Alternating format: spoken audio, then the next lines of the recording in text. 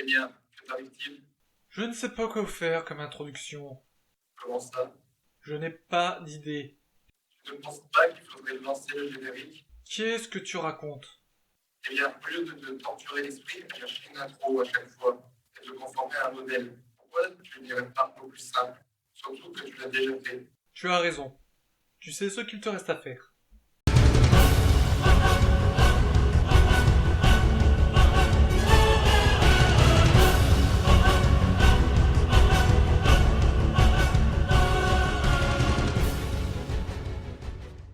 Garei Zero, un animé préquel au manga Garei, la bête enchaînée. Au début, je ne pensais pas que c'était un préquel, malgré le mot zéro dans le titre. Oui, il faut être un peu idiot pour ne pas comprendre dans l'instant. Si vous avez vu l'animé, ne cherchez pas la suite dans ce format. Il n'existe tout simplement pas. Il faudra lire les mangas, dont je trouve que pour certains tomes, ils ont craqué leur slip au niveau du prix. Plus de 90€. Ouch! Il y a intérêt à avoir des dessins à effet 3D et de très beaux jeux de lumière dans le bouquin. Mais je pense que je ferai la collection. Il faudrait juste que je termine celle que j'ai déjà en cours. Et que je fasse un peu de rangement. Et que je m'achète une nouvelle étagère. Dis donc, tu n'avais pas une idée de projet pour ça? Si, mais disons que je n'ai pas encore l'expérience ni le matos nécessaire pour réaliser des vidéos selon mes envies. Revenons à notre animé. Celui-ci a été réalisé par le studio Akasta, les mêmes qui ont fait Sora no Toshimono. Ah non, je me suis trompé, il s'agit de High Spirit et Asteroid, dont ce dernier a fait Miraniki que j'ai déjà critiqué. L'animé est sorti le 5 octobre 2008, pour un total de 12 épisodes. Autant vous dire que pour critiquer cet animé, je me suis pas mal creusé la tête sur comment je vais exposer ma critique. Parce que autant les autres vidéos c'était simple chronologiquement, c'est-à-dire un début et une fin. Autant là l'histoire commence à partir de la fin. Mais ne vous inquiétez pas, je ne dirai rien sur le dénouement. Et c'est un point positif. Comment? Ouais, à partir du deuxième épisode, on voit qu'il y a une connexion entre nos personnages et elle. De plus, les dernières minutes se terminent de cette façon. 姉と呼ぶな Une phrase dite dans la colère et un bruit de lame pour bien maintenir le spectateur en haleine.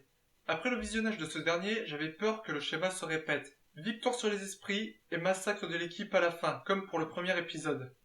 D'ailleurs, il faudrait me donner une explication pour ce premier épisode, et notamment pour ces personnages-ci. À quoi ça sert de leur donner un semblant de développement si c'est pour les faire mourir à la fin? Ok, ça permet d'en savoir un peu plus sur l'univers. J'y ai un excellent point.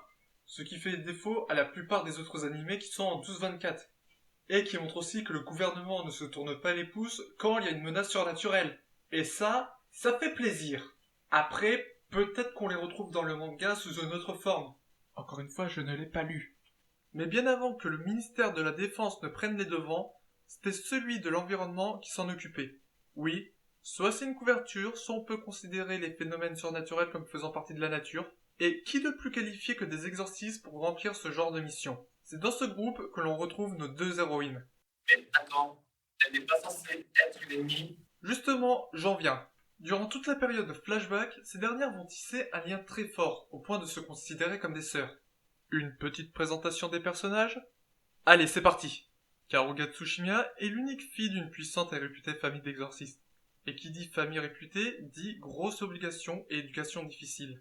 En effet, cette dernière est tout le temps obligée de s'entraîner, négligeant son éducation ainsi que les rares interactions avec ses parents. Sur le fait, quand sa mère mourra lors d'une mission, son père prendra une double décision.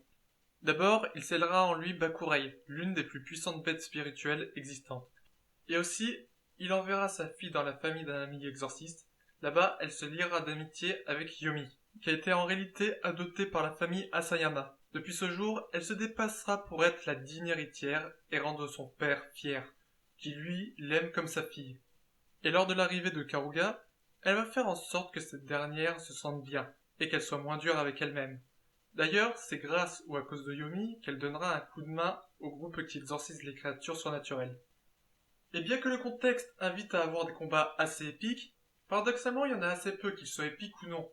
Les seules confrontations qu'elles ont avec les esprits, c'est soit pour mettre du contexte, soit pour avoir une évolution de Karuga. Allez, un peu négatif. Et ce n'est pas plus mal, comme ça nous laisse apprécier le développement de nos deux héroïnes, en plus de se concentrer sur elles. Après, malheureusement, je ne peux pas en dire autant des autres membres du groupe, qui sont trop secondaires. Mais bon, on ne peut pas avoir 12 épisodes, développer 30 personnages et négliger tout le reste. Et d'ailleurs, en parlant de négliger le reste, ce qui n'est pas le cas. Une chose que j'ai trouvé intéressant, c'est le point de vue des civils et des non-exorcistes. Dans cet extrait, on voit clairement que quelque chose écrase un véhicule. Point de vue de la plupart des civils. Ils ne savent pas ce qui se passe, or certains d'entre eux peuvent les voir, comme le montre cet extrait. Ok, ce n'est pas expliqué du pourquoi du comment, mais on s'en moque. Juste, quelques scènes permettent de poser les bases de l'univers et de répondre à une question essentielle. Est-ce que les autres humains peuvent voir les bêtes spirituelles? Et la réponse est certain, ce qui explique la présence de ces personnages au sein de l'organisation, alors qu'ils n'ont apparemment aucune affinité avec l'exorcisme. Et voilà, une nouvelle critique de fait. Et donc, je n'ai pas l'impression que tu étais très subjectif à cette fois-ci. Quoi, tu veux que je trouve un point négatif? Je trouve que 12 épisodes c'est un peu court, le double serait le bienvenu. Rien que pour développer les personnages secondaires et ajouter quelques scènes d'action. À part ça, allez voir l'animé, tandis que moi, je pense faire la collection des mangas. D'ailleurs, si vous l'avez lu, dites-le moi dans les commentaires s'il vous a plu. Et donc, tu ne devais pas faire quelque chose avant cette vidéo. Oui, mais à la place, je leur propose d'avoir des compléments de critique, directement dans les liens de la vidéo.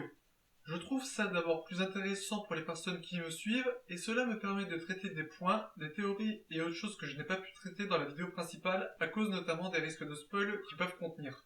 Vous pouvez retrouver celle de Zodiac War dans la description de cette même critique. Ah oui, les vidéos sont non répertoriées. Vous pouvez y accéder uniquement en suivant le lien.